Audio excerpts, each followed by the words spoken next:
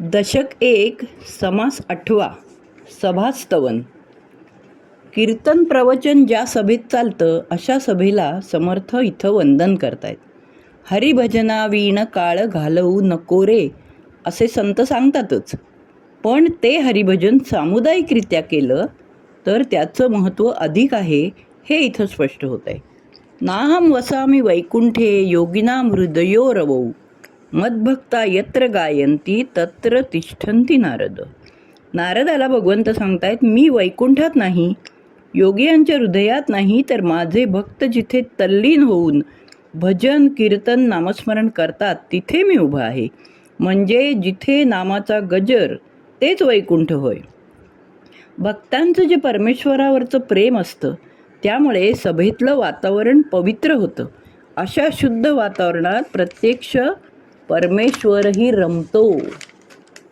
29 ओव्यांचा हा समास आहे. यातल्या 7 ते 20 या 14 ओव्यांमध्ये या सभेतल्या भक्तगणांचं वर्णन आहे. ज्ञानी, सत्वशील, विद्वान, प्रेमळ, भाविक अशी 200 तरी विशेषणं आली असतील. मुळातून वाचली तर त्यातली विविधता कळेल. पुढेही आणखीन वृद्ध, तरुण, बाल, गृहस्थाश्रमी, वानप्रस्थाश्रमी असे अनेक प्रकार वर्णन केले. या साऱ्यांना वंदन.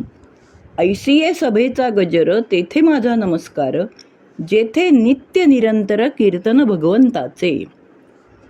जेथे कीर्तन भजन करण्यासाठी माणसं एकत्र जमतात त्या ठिकाणाला, सभेला समर्थ वंदन करतायत. कारण नाम सामुदायिकरित्या घेतलं तर त्याचं खूप फळ मिळतं. कीर्तनकारसुद्धा पहा, नामाचा गजर करताना सगळ्या श्रोत्यांना सामील करून घेतात आणि त्यामुळे प्रसन्न व उत्साहाचं वातावरण असं तयार होतं. हा अनुभव सगळ्यांनीच घेतला असेलच. एकतर ज्या वास्तूत ही सभा भरते ती वास्तू या नामघोषामुळे, पठणामुळे पवित्र होते. सकारात्मक ऊर्जा तिथं निर्माण होते. दुसरी गोष्ट, मनात शंका किंवा किंतु घेऊन एखादा जरी आला असेल तरी त्याचेही नकारात्मक विचार इथे नष्ट होतात. आणि तिसरं म्हणजे ह्या वास्तूत जे किडा, कीटक, मुंग्या इत्यादी असतात त्यांनाही लाभ मिळतो. हे मुके प्राणी आहेत, ते नाम घेऊ शकत नाही, पण अशा शुद्ध हवेत श्वासोच्छ्वास तर करतात. श्वासातून मिळालेली ऊर्जा त्यांनाही फळ देणारच. वास्तूच्या आसपास रस्त्यावरून जाणारे येणारे यांच्या कानावरही काही पडते तेव्हा त्यांनाही लाभ नकळत मिळतोच. नकळत हे इतके परिणाम सामुदायिक गजराचे होत असतात.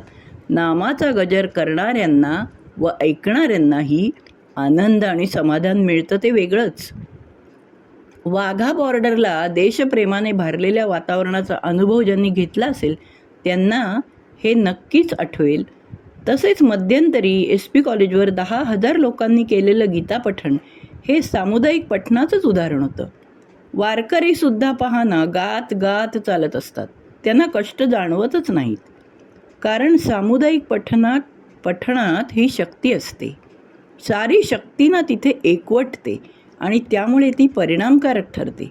भक्तिभाव फुलत जातो आणि वातावरण मंगल आणि पवित्र बनते.